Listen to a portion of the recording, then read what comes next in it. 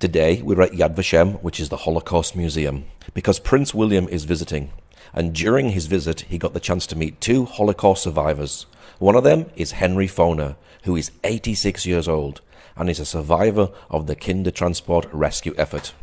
A journalist asked him to share his story. I was 6 years old in 1938. My father came and told me that I was going to be sent to the United Kingdom.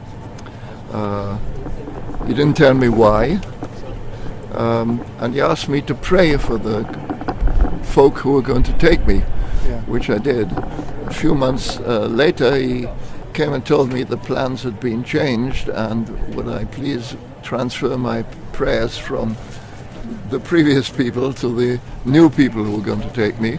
And they were called Mr. and Mrs. Foner. They lived not in England. I can tell you lot, not in England, but in Wales. And it's difficult with the American press.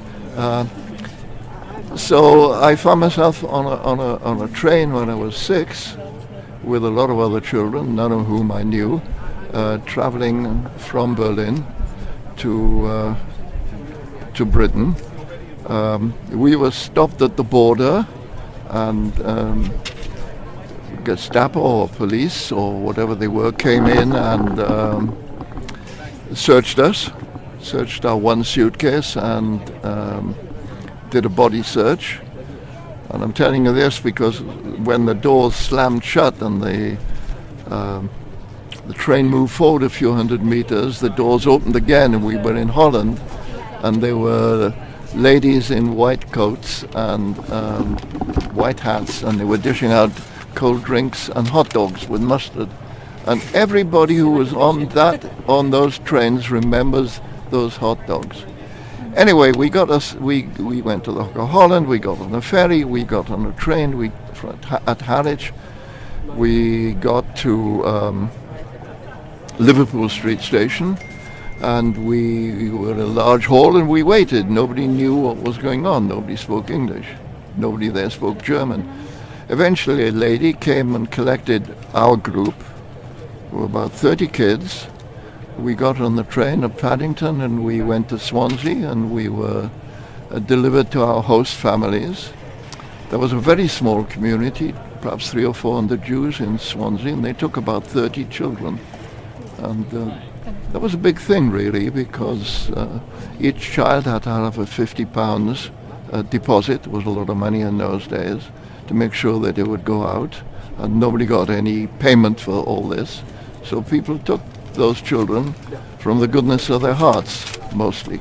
So after a few days when I didn't eat, and because we couldn't communicate very well because they spoke Yiddish, it was a bit like German, so somehow we managed. They sent me to school, and I became a schoolboy in Wales. It was, looking back on it, very simple, really. I missed my family, obviously, and they missed me, and so they sent these postcards, mainly my father. Nearly every day there was a postcard.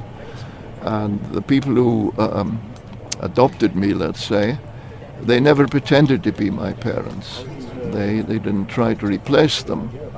They always said, Henry, when the war finishes, we'll see what happened to your family.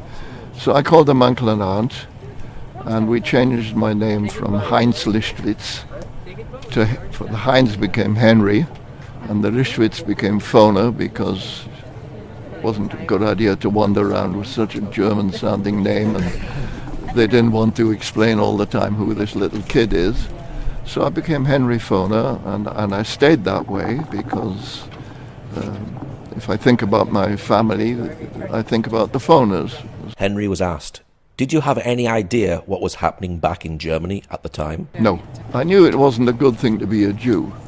That I did know. Henry was asked, what did your parents write to you in your postcards? Well, my mother was dead already. My father, what did he write in the cards? Oh, just, things you write to a 6-year-old kid. How are you? Hope you're being a good boy. Keep writing, and so on and so on. I was able to write to him. If you read the postcards in the book, it says, not enough. Write more. And those postcards stopped on the eve of the war, and Mr. and Mrs. Foner, Uncle and Auntie, they kept those postcards, and they gave them to Judy and me when we got married, and I had a photo book made of them for the children because they're the originals I gave to Yad Vashem, and then I gave a copy to Yad Vashem, and they said, let's make an album out of it and expand it. So that's what we did, and so that's why I'm here, I think, because I wrote this book, which is called Postcards to a Little Boy.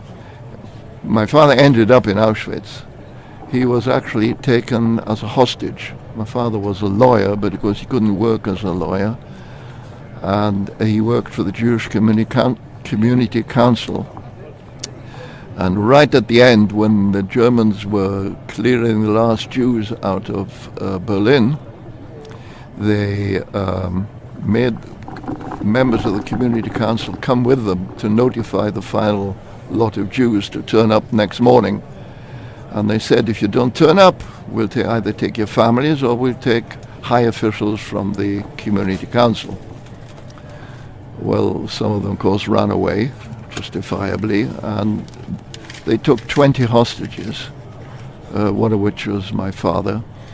They shot, I think, 8 or 6, I can't remember, but not my father. They shipped him to Auschwitz, and he and his second wife were gassed there. Again, Henry was asked, you obviously weren't aware of this at the time.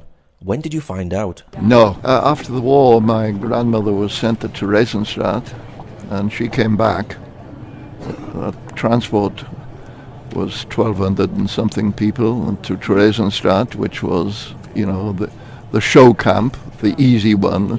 200 and something came back, so everything is relative.